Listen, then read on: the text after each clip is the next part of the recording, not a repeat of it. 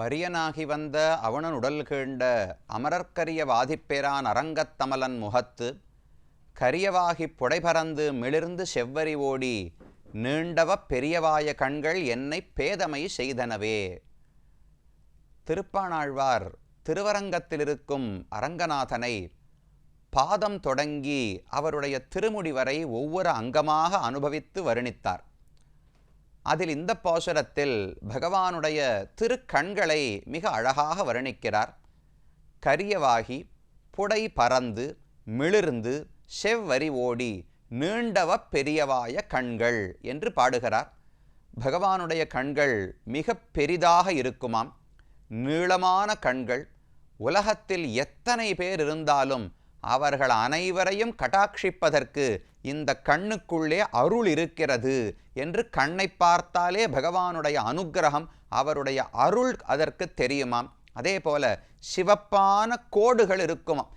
நீண்டவ பெரியவாய கண்கள் செவ்வரி ஓடின்னு தெரிவிக்கிறார். சிவப்பான வரிகள் அந்த கண்ணிலே இருக்குமாம். கண்ணு ஏன் சிவந்திருக்கிறது? பொதுவாக உலகத்தில் கோபப்பட்டால் கண் சிவக்கும், இல்லை ஏதான கள்ளு முதலான குடிக்கக்கூடாத பொருள்களை குடித்தோம்னா கண்ணு சிவக்கும். பகவானுக்கு ஏன் கண் சிவந்திருக்கிறது என்றால், ஒருவரிடத்தில் அளவுக்கு அதிகமான அன்பு வைத்தாலும் கண் சிவக்கும் அல்லவா? கண்மூடித்தனமான காதல், எத்தனை குற்றங்களை செய்தாலும் அது கண்ணிலேயே படாமல் ஒருவரை நல்லவர்னு பார்க்கக்கூடிய காதல் இருக்கிறதே, அந்த காதல் பகவானுக்கு அதிகமாக இருக்கிறது. ஒவ்வொரு ஜீவாத்மாவும் எத்தனை குத்தங்கள் செய்தாலும் வாத்சல்யம் என்று பகவானுக்கு ஒரு குணம் உண்டு. ஒரு பசுமாடு கண்ணுக்குட்டியை ஈன்று எடுக்கிறது. அதனுடைய உடம்பு முழுக்க என்னமோ ரத்தம் சதை என்னமோ ஒட்டி கொண்டிருக்கும். அதையெல்லாம் தன்னுடைய நாக்கால நக்கி நக்கி அந்த பசுமாடே சுத்தம் செய்யும். நமக்கு பார்த்தா கஷ்டமாக இருக்கும், சாமி இதெல்லாம் எப்படி நாக்கால சாப்பிட முடியும்? பசுமாடு இதெல்லாம் நக்கலாமானால் தன் குழந்தையினுடைய உடம்பில் இருக்கும் அழுக்கும் அதற்கு பிடித்தமாகத்தான் இருக்கு. தன்னுடைய பொறுப்பு, அந்த அழுக்க தான் தானே நக்கி சுத்தம் செய்ய வேண்டும். அதனால் அதை அழுக்காகவே பார்க்காது அந்த பசுமாடு. அதை போல் பக்தர்கள் எத்தனை பாபம் பண்ணாலும் குன்றனைய குத்தம் செய்யினும் குணம் கொள்ளும்னு ஆழ்வார் பாடுகிறார். மலை போல பாபங்களை நான் சேர்த்து வைத்திருந்தாலும் பகவான் எங்கிட்ட இருக்கிற 1-2 குணமயத்தான் பார்ப்பாரே தவிர குணங்கள் தான் அவர் கண்ணுக்கு படும், தோஷங்கள் அவர் கண்ணுக்கு படாது. அந்த அன்பு தான் அவருடைய சிவந்த கண்களுக்கு காரணமாம். அப்படி புண்டரீகாக்ஷன், தாமரை கண்ணன் என்று பகவானை கொண்டாடுகிறோமே, பரம்பொருளுக்கான அடையாளமாகவே இது சொல்லப்படுகிறது. தஸ்யதா கப்பியாசம் புண்டரீகம் ஏவம் அக்ஷினி என்று சாந்தோக்கிய உபனிஷத்தில் பரம்பொருள் யாரோ, முழுமுதற்கடவுள் யாரோ அவருடைய கண்ணு செவப்பா இருக்கும் என்று புராணங்கள் வேதங்களே சொல்லுகின்றன. அப்படி அழகான பகவான் திருக்கண்களோடுதான் திருத்தெற்றி அம்பலம் என்கிற இந்த திவ்யதேசத்திலே காட்சி அளிக்கிறார். இந்த பெருமானுக்கே செங்கண்மால் அரங்கன், அரங்கன்னு ஒரு திருநாமம், செங்கண்மால் என்று ஒரு திருநாமம், லக்ஷ்மி ரங்கன்னு ஒரு திருநாமம். இந்த பெருமான் வந்ததே திருவரங்கத்தில் இருக்கிற பெருமாள் தான் இங்கு வந்து சயனித்திருக்கிறார், ருத்ரனாருக்கு இங்கு காட்சியளித்தார் என்று ஸ்தல புராணத்திலே பார்த்தோம். அப்ப அரங்கனே இங்கு வந்தபடியால் இந்த பெருமானுக்கும் அரங்கன் என்கிற திருநாமம் தான் காணப்படுகிறது. ஆனால் கூட செங்கண்மால் என்று மற்றொரு திருநாமம். அழகான சிவந்த கண்களை உடையவர் பகவான். தாமரை கண்ணன், தாமரை போன்ற கண்கள்னு பொதுவாக கொண்டாடுற மூல்யம். உண்மையில் உலகத்து தாமரையை விட பகவானுடைய கண்கள் மிக உயர்ந்தவை. அதை ஆழ்வாரே ஒரு இடத்துல பாடுகிறார். கட்டுரைக்கில் தாமரை நின் கண்பாதம் கை ஒவ்வா, சுட்டுரைத்த நண்பன் உன் திருமேனி ஒளி ஒவ்வாது என்று ஆழ்வாருடைய பாசுரம். உலகத்தில் கவிஞர்கள் எல்லாம் பாடும்போது தாமரை போன்ற கண்கள் பகவானுக்கு, தங்கம் போன்ற திருமேனி பகவானுக்கு என்று பாடுகிறார்கள். ஆனால் இதெல்லாம் சரியான எடுத்துக்காட்டே கிடையாது. உலகத்து தங்கத்துக்கு குறைந்த ஒளி தான் உண்டு. பகவானுடைய திருமேனிக்கு எவ்வளவு ஒளி இருக்கிறது! அவனுடைய தஸ்ய பாசா சர்வமிதம் விபாதின்னு உபனிஷத் சொல்றது. சூரியன், சந்திரன், நெருப்பு இவர்களெல்லாம் ஒளி விடுவதே பகவானுடைய ஒளியை பிச்சை எடுத்து வாங்கி கொண்டுதானாம். அவ்வளவு திருமேனி ஒளி பகவானுக்கு உண்டு. ஆனால் தங்கத்தை போல ஒளின்னு சொல்றோம், தாமரை போன்ற கண்ணுன்னு சொல்றோம். உண்மையில் தாமரை அளவுக்கு தானா பகவானுடைய கண் அழகு? அதை விட பல மடங்கு உயர்ந்தது. ஆனால் ஏன் சொல்லுகிறோம் என்றால் வேற எடுத்துக்காட்டு தெரியவில்லை. தாமரை விட அழகான ஒரு புஷ்பம் நமக்கு தெரிஞ்சால்தானே எடுத்துக்காட்டாக சொல்ல முடியும். நாம் பார்த்த சிவந்த வஸ்துக்களுக்குள்ள தாமரை தான் ஓரளவுக்கு உயர்ந்தது. நாம் பார்த்த ஒளி பொருந்திய வஸ்துக்களுக்குள்ள தங்கம் தான் உயர்ந்தது. அதனால தங்கத்தையும் தாமரையும் எடுத்துக்காட்டாக சொல்லுகிறோமே தவிர உண்மையில் இதைவிட பல மடங்கு உயர்ந்த அழகு பகவானுடைய கண்களுக்கு உண்டு. அதனால தாமரை கண்ணன்னு பகவானுக்கு திருநாமம். செங்கண்மால் என்கிற திருநாமம். சம்ஸ்கிருதத்தில் ரக்தாப்ஜ லோச்சனன். ரக்த அப்ஜ லோச்சனா. ரக்தம்னா சிவப்பு, அப்ஜம்னா தாமரை. சிவந்த தாமரையை போன்ற லோச்சனம் கண்களை உடையவன் பகவான் என்று வடமொழியிலே திருநாமம். செங்கண்மால் அரங்கர் லக்ஷ்மி ரங்கர் என திருவரங்கத்துக்கும் திரு அரங்கம் லக்ஷ்மியினுடைய க்ஷேத்திரம் தானே, நாட்டிய அரங்கம் தானே. அப்ப இங்கு பகவான் வந்தபோதும் பிராட்டியோடு சேர்ந்தே வந்திருக்கிறார். அதனால லக்ஷ்மி ரங்கன் என்றும் இந்த பெருமானுக்கு திருநாமம் உண்டு. ரொம்ப அழகான வடிவம். திருவரங்கத்திலிருந்து வந்தார்னு சொன்னால் அதே போல வடிவம் தான் இருக்கணும். ஆனால் சட்டுன்னு ஒரு வேறுபாடு. உள்ள மூலவரை சேவிக்க போனோம்னா ஆச்சரியமான வடிவத்தில் ஆதிசேஷ படுக்கை. அதில் பகவான் நீண்ட திருமேனியோடு சயனித்துக் கொண்டிருக்கிறார். நேர வானத்தை பார்த்தது போல பகவானுடைய சயனம். ஒரு கையை தன்னுடைய தலைக்கருகிலே அணையாக வைத்திருக்கிறார், மற்றொரு கையை திருவடியை நோக்கி நீட்டியிருக்கிறார். இதுவரைக்கும் தான் திருவரங்கத்தை போல இருக்க. இந்த பெருமானுக்கு அதிகப்படியா 2 கை இருக்கு. சயன திருக்கோலத்திலேயே 4 புஜங்களோடு இந்த பெருமான் சேவை சாதிக்கிறார். கீழே திரு இந்தளூர் சேவித்தோமே, வீரசயனம், சங்க சக்கரங்களை பிடித்து கொண்டே பகவான் சயன திருக்கோலத்திலே காட்சி அளித்தார். அதே போல இந்த ஊரிலும் 4 தோள்களோடு பகவான் சயன திருக்கோலத்தில் இருக்கிறார். ரங்கநாதனாகவே சேவை சாதிக்கிறார். இவர் மூலவர்.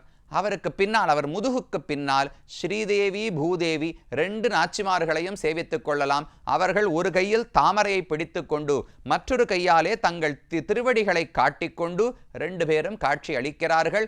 இது மூலவர்களை முதலில் சேவித்துக் கொண்டோம். அதற்கு பிறகு உற்சவமூர்த்தியை சேவிக்க வந்தோம்னால் அவர் நின்ற திருக்கோலத்தில் வலக்கையிலே அபயஹஸ்தம், இடக்கையிலே கதாஹஸ்தம், மேல 2 சங்க சக்கரங்களை பிடிச்சிருக்கார். செங்கண்மால் தாமரை கண்ணன் என்கிற பெயரோடு பகவான் காட்சி அளிக்கிறார். உபய நாச்சிமார்கள் தனிக்கோவில் செங்கமலவல்லி நாச்சியார் என்று பிராட்டிக்கு தனிக்கோவில் நாச்சியாருக்கு திருநாமம். இவர் கமல செங்கண்மால், கண்ணு தாமரை போல் இருக்கு. பிராட்டிக்கு எல்லாமே தாமரை தான். அவள் அமர்ந்திருப்பதும் தாமரை, அவருக்கு குடையும் தாமரை, கையில் பிடிச்சிருக்கிறதும் தாமரை, அவள் திருமேனியே தாமரை போன்றது. இப்படி எல்லா விதத்திலும் தாமரையை ஒப்பானவளாக, தாமரையை உடையவளாக இருக்கிறாள் இல்லையோ. அப்ப செங்கமல வல்லி, சிவந்த கமலத்தை உடையவளாக பிராட்டி இருக்கிறார். சிவந்த கமலத்தை போன்ற கண்ணுடையவனாக பகவான் இருக்கிறார். அப்ப என்ன புரிஞ்சுக்கணும்? செங்கமல வல்லின்னு சொன்னால் தாமரையை உடையவள்னு உலகத்து தாமரையை மட்டும் வச்சுக்கூடாது. தாமரைன்னு சொன்னா பகவானுடைய கண் ஒரு தாமரை, பகவானுடைய கை ஒரு தாமரை, பகவானுடைய திருவடி ஒரு தாமரையா? அப்ப அந்த தாமரையை பிராட்டி தன் வசத்தில் வைத்திருக்கிறாளாம். பகவானுடைய கட்டாட்சம் யார் பேரில் பட வேண்டும்? பிராட்டி தான் முடிவு பண்றா. பகவான் யாருக்கு அபயம் அளிக்க வேண்டும் கையாலே? பிராட்டி தான் முடிவு பண்றா. தன் திருவடியை யாருக்கு நீட்ட வேண்டும்? பிராட்டி தானே முடிவு பண்றா. அப்ப பகவானுடைய கையும் காலும் அவனுடைய கண்களும் பிராட்டிக்கு அதீனம் தானே. அதனாலேயே செங்கமலவல்லின்னு கூட சொல்லலாம்.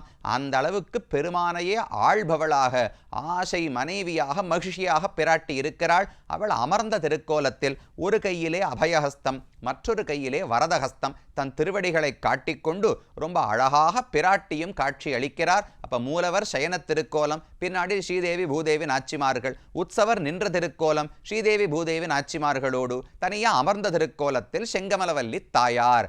இவர்கள் தான் இந்த கோவிலிலே எழுந்துருளி இருக்கிறார்கள். இந்த ஊர் தீர்த்தம் சூரிய புஷ்கரணி. முன்னாடியே கதையை பார்த்தோமே, ராகுவுக்கு பயந்து சூரியன் வந்து இங்கு ஒளிர்ந்து கொண்டார். அவருக்கு அபயமளித்தார் பகவான். அதனால சூரிய புஷ்கரணி என்று பெயர் காணப்படுகிறது.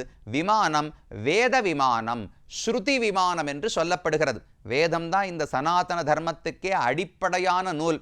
நாம என்ன செய்ய வேண்டும், தர்மம் என்றால் என்ன, எப்படி வாழ்க்கையை அமைத்து கொள்ள வேண்டும், அறம் பொருள் இன்பம் வீடு எந்த பயன் வேண்டுமானாலும் அதை அடைவதற்கான வழியை வேதம்தான் காட்டிக் கொடுக்கிறது. நம் ஒவ்வொருவரிடத்திலும் அவ்வளவு அக்கறையோடு நமக்கு என்னென்ன பயன்களில் ஆசை இருக்குமோ அதை அனைத்தையும் அடைவதற்கான வழியை வேதம்தானே காட்டிக் கொடுக்கிறது. அந்த வேதத்தினுடைய சாரம் என்ன, வேதத்தினுடைய சுருக்கம் என்னன்னால் பகவான் தான், நாராயணன் தான். அவர் திருவடிகளை பற்றினால்தான் முக்தி, நிரந்தர ஆனந்தம். இதுதான் வேதத்தினுடைய சாரம். அதனால வேத விமானத்துக்கு கீழே வேதத்தாலே காட்டப்பட்டு தானே பகவானை நாம் தெரிந்து கொள்ளுகிறோம். அப்ப வேத விமானம் ஸ்ருதி விமானத்துக்கு அடியிலேயே பகவான் இந்த இடத்திலே காட்சி அளிக்கிறார். இது இந்த கோவிலினுடைய அமைப்பு. பகவானை சேவித்துக் கொண்டோம். இனி இந்த ஊருக்கும் திருமங்கையாழ்வார் தான் பாசுரம் பாடுகிறார். தன்னுடைய அவதார ஸ்தலத்தை சுத்தித்தானே இந்த திருநாங்கூர் 11 திவ்யதேசங்கள் இருக்கின்றன.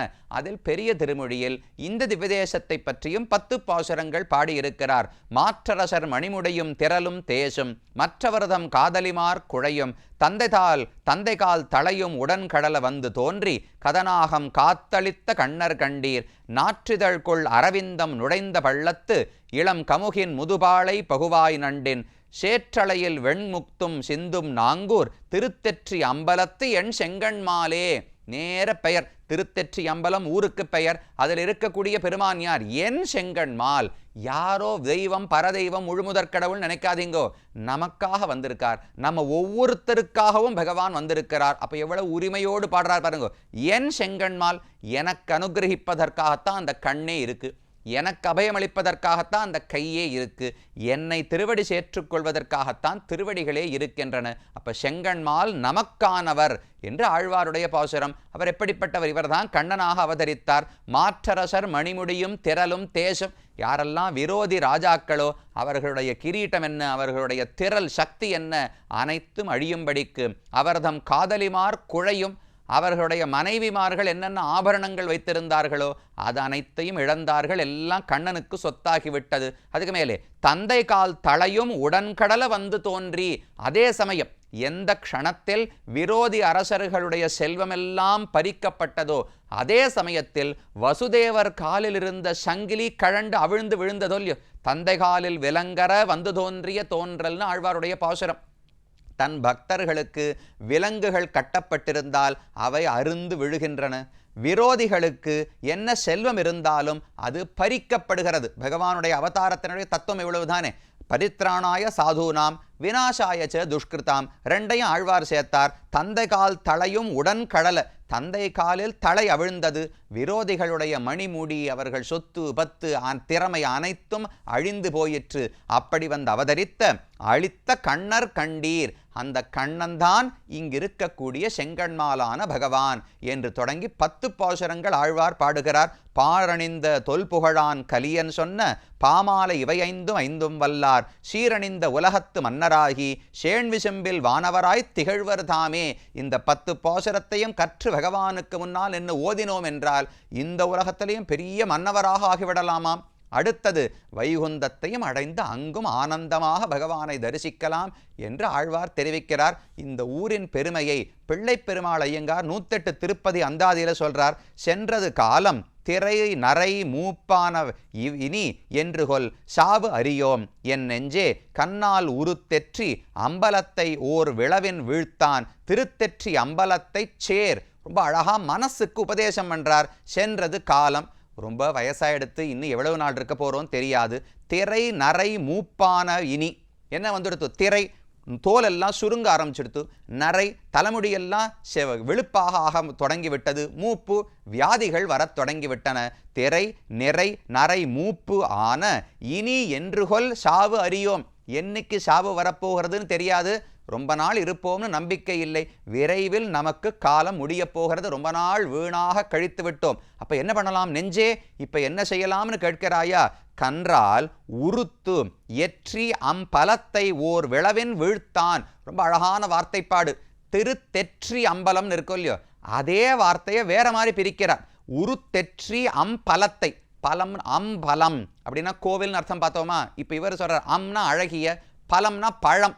ஒரு நாவல், ஒரு அழகான விளாம்பழ வடிவத்தில் ஒரு அரக்கன் வந்தான், கன்று வடிவத்தில் ஒரு அரக்கன் வந்தான். கண்ணன் இந்த கன்றை சுழற்றி மேலே இருக்கிற அரக்கன் மேலே போட்டு 2 பேருக்கும் பிராணன் போயிடுத்து.